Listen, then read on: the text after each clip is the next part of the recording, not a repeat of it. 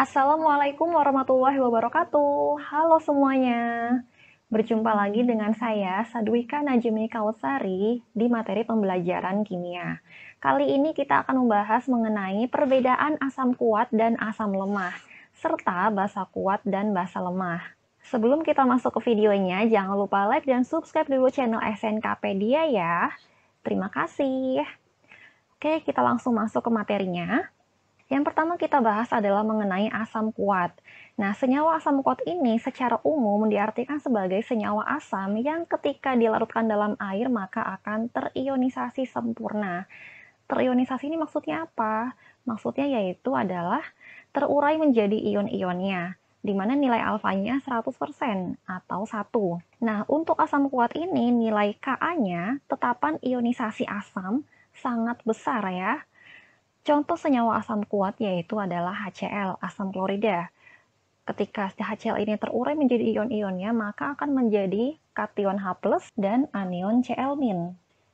Nah, kalau misalnya kita gambarkan secara molekuler seperti apa ya? Kalau misalnya kita lihat secara molekul, nah ini misalnya dalam molekul HCl, kemudian kita larutkan dalam segelas air ya, maka molekul HCl ini akan terurai menjadi ion-ion H+ dan ion Cl- ya, secara 100% keseluruhan sehingga tidak lagi menyisakan molekul HCl. Nah, sekarang bagaimana perbandingannya dengan asam lemah? Oke, untuk asam lemah ini sendiri secara umum diartikan sebagai senyawa asam yang ketika dilarutkan dalam air maka akan terionisasi sebagian kecil saja, sehingga nilai alfanya adalah antara 0 sampai 100% ya, atau antara 0 sampai 1. Nah, untuk nilai Ka atau nilai tetapan ionisasi asam lemah ini sangat kecil ya, berbeda sekali dengan nilai Ka dari asam kuat. Untuk contoh senyawa asam lemah ini yaitu adalah asam asetat ya. Ketika asam asetat ini terurai dalam air maka akan menjadi kation H+ dan juga CH3COO-. Namun, karena dia terionisasi sebagian kecil saja, maka nilai H+-nya akan kurang dari konsentrasi CH3COH sebelumnya ya. Jadi masih ada yang berupa molekul CH3COH atau asam asetat. Kalau misalnya secara molekul kita lihat ya, contohnya dapat kita gambarkan seperti ini. Nah, ini adalah molekul asam asetat CH3COH. Kemudian kita larutkan dalam air, nah maka CH3COH ini akan terurai menjadi H+ dan juga CH3COO- ya. Namun ternyata tidak seluruh molekul CH3COH itu terurai menjadi H+ dan juga CH3COO-. Ada beberapa molekul yang masih berupa molekul CH3COH ya. Tidak dapat terurai H+ dan CH3COO- seluruhnya. Nah, oleh karena itu dikatakan ia terionisasi sebagian kecil ya, di mana nilai alfanya antara 0 sampai 1. Oke, sekarang kita masuk ke contoh asam kuat dan asam lemah. Untuk senyawa asam kuat ini jauh lebih sedikit dibandingkan dengan asam lemah. Maka kita harus menghafalkan jenis-jenis asam kuat ini ya. Contoh asam kuat apa saja? Contoh asam kuat ada HCl, asam klorida, kemudian HBr, asam bromida, HI, asam iodida, HCl4, asam perklorat, HClO3, asam klorat, H2SO4, asam sulfat, dan HNO3, asam nitrat. Nah, ini cara menghafalkannya bagaimana? Cara menghafalkannya sangat gampang sekali ya. Untuk senyawa asam ini secara umum kan dicirikan dengan adanya ion H+ ya, di mana H+ ini artinya adalah ion positif atau kation. Kalau ion positif pasti ketemunya dengan ion yang negatif, yaitu sebagai anion. Anion ini ada di golongan berapa aja? Anion ada di golongan terutama yaitu golongan 7A ya. Di mana golongan 7A ini ada senyawa apa aja? Ada senyawa F, fluor, Cl, Br, I, dan At ya. Nah, jadi untuk senyawa yang asam kuat ini adalah yang klor, Br, dan I ya. Untuk astatin, nah ini sangat jarang ditemukan ya. Kemudian untuk fluor ini masuk ke dalam asam lemah. Untuk HCl, HBr, dan juga HI ini semakin ke bawah maka nilai asamnya akan semakin asam kuat ya. Nah, jadi sangat mudah sekali kan, hanya golongan 7A ya untuk yang asam kuat plus ditambah dengan HClO4, HClO3, kemudian H2SO4 dan juga HNO3 ya. Oke, sekarang kita lanjut ke contoh senyawa-senyawa asam lemah ya. Nah, untuk senyawa asam lemah ini, contohnya adalah selain senyawa asam kuat, misalnya ada HF, asam fluorida, kemudian ada HNO2 atau asam nitrit ya. Kalau asam nitrat dia berupa asam kuat, sedangkan asam nitrit adalah asam lemah. Kemudian ini ada H2SO3, asam sulfit. Kalau asam sulfat dia berupa asam kuat, tapi kalau asam sulfit yaitu asam lemah. Ya, contoh lainnya kemudian ada CH3COH, asam asetat, kemudian C6H5COH, asam benzoat, HCN, asam sianida, H2CO3, asam karbonat, H3PO4, asam fosfat, HCOOH, asam format, H2C2O4, asam oksalat, dan lain-lain ya, karena memang sangat banyak sekali senyawa-senyawa asam lemah ya, selain dari yang asam kuat yang tadi telah disebutkan.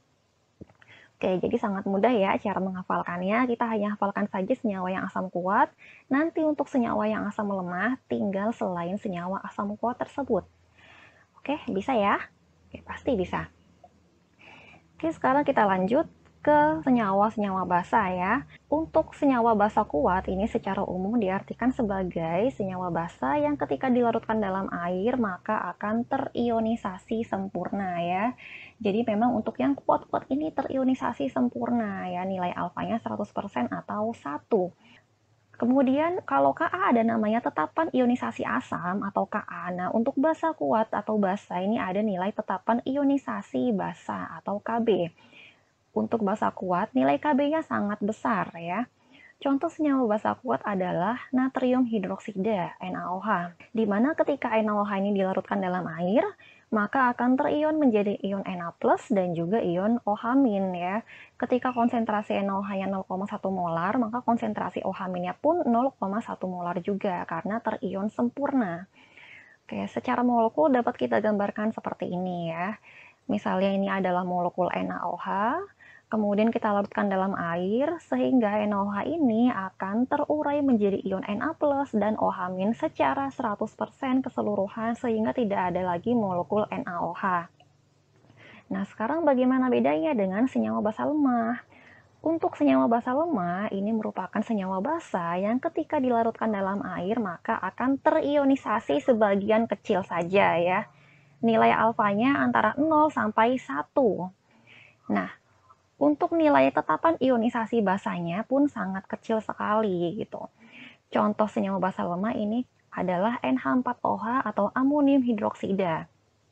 Ketika dilarutkan dalam air, maka akan terion menjadi NH4+ dan OH- ya. Namun karena hanya terionisasi sebagian saja, maka konsentrasi OH-nya akan kurang dari konsentrasi awal NH4OH ya. Di sini misalnya untuk konsentrasi awal NH4OH-nya sebesar 0,1 molar, sedangkan untuk konsentrasi OH-nya pasti akan kurang dari 0,1 molar. Nah, secara molekul dapat kita gambarkan seperti ini. Nah, ini misalnya adalah molekul NH4OH, kemudian kita larutkan dalam air, maka NH4OH ini akan terion menjadi ion NH4+ dan ion OH- ya. Namun ternyata masih ada yang berupa molekul NH4OH ya, tidak seluruhnya terion menjadi NH4+ dan OH-. Ada beberapa yang masih berupa molekul amonium hidroksida. Oke, jadi disitulah perbedaan ionisasi antara basa kuat dan basa lemah kalau misalnya kita lihat secara molekul ya. Nah, sekarang kita lanjut ke contoh basa kuat dan basa lemah. Nah, untuk senyawa basa ini dicirikan dengan adanya ion OH- ya. Ion OH- ini merupakan ion negatif atau sebagai anion.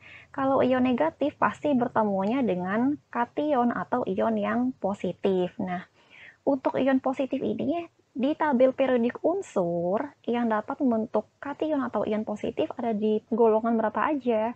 Ada di golongan 1A ya, golongan 1A, 2A dan golongan 3A ya. Nah, untuk senyawa basa kuat ini ada di golongan 1A dan 2A. Ingat golongan 1A jembatan keledainya apa? Halina kawin, Robi CS, frustasi ya. Nah, jadi ada hidrogen, litium, natrium, kalium, rubidium, cesium, dan fransium. Oke, nah dari senyawa golongan 1A ini, Seluruhnya merupakan basa kuat kecuali hidrogen ya. Semakin ke bawah dia akan semakin basa kuat. Namun untuk Fr ini sendiri merupakan radioaktif sehingga sangat jarang sekali ditemukan ketika berikatan dengan hidroksida atau menjadi FrOH. Sehingga sering diabaikan. Namun kalau misalnya FrOH terdapat dalam bentuk basanya, maka dia akan bersifat sebagai basa kuat ya.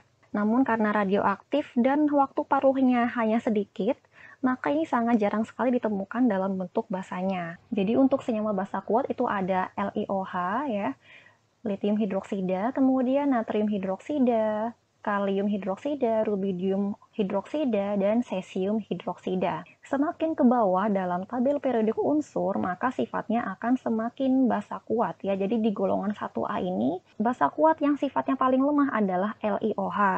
Nah, sekarang kita masuk ke golongan 2A ya. Nah, untuk golongan 2A ini ada unsur Be, Mg, Ca, Sr, Ba, dan Ra ya, berilium, magnesium, kalsium, strontium, barium, dan radium. Oke, nah untuk senyawa golongan 2 ini yang merupakan basa kuat itu hanyalah yang bagian bawah saja ya, yaitu Ca, Sr, Ba. Untuk Ra ini merupakan golongan radioaktif ya, sehingga sangat jarang ditemukan dalam bentuk hidroksidanya atau dalam bentuk basanya. Oke, jadi yang kita lingkari 3 unsur ini saja ya, yang dapat membentuk basa kuat yaitu kalsium hidroksida, strontium hidroksida, barium hidroksida. Ingat untuk golongan 2A pasti kationnya adalah berupa 2 plus ya. Sr 2 plus, kemudian Ba 2 plus ya, dan seterusnya. Sehingga ketika membentuk basa hidroksidanya, maka nama senyawanya yaitu dalam bentuk CaOH 2 kali ya. Di sini terdapat OH 2 kali karena memang anion hidroksidanya terikat dengan kation plus 2. Oke, nah untuk senyawa golongan 3A ini bukan termasuk basa kuat ya. Nah, sekarang kita masuk contoh basa lemah ya. Untuk senyawa-senyawa basa lemah, itu merupakan kation plus OH- selain yang telah disebutkan pada golongan basa kuat ya. Nah, contohnya berarti di golongan 2A, yaitu 2 teratas. Ada BeOH 2 kali, ada MgOH 2 kali ya, magnesium hidroksida. Kemudian di golongan 3A-nya, contohnya adalah aluminium hidroksida. Ya, kemudian ada amonium hidroksida, ada CuOH 2 kali, CrOH 2 kali, ZnOH 2 kali, FeOH 3 kali, dan seterusnya. Karena memang senyawa-senyawa basa lemah ini jauh lebih banyak dibandingkan dengan senyawa basa kuat ya. Jadi kita wajib hafal senyawa-senyawa basa kuat ya. Cara menghafalkannya tadi sangat gampang sekali. Kita hafalkan saja golongan 1A dan 2A. Ya, jadi untuk golongan basa kuat ini hanya terdapat di 1A dan 2A kecuali hidrogen, Be, dan juga magnesium. Selainnya merupakan golongan basa kuat. Oke, itu tadi materi mengenai perbedaan asam kuat dan asam lemah, serta basa kuat dan basa lemah. Terima kasih telah menonton video ini. Jangan lupa like dan juga subscribe channel SNKpedia. Sampai jumpa di video berikutnya. Wassalamualaikum warahmatullahi wabarakatuh.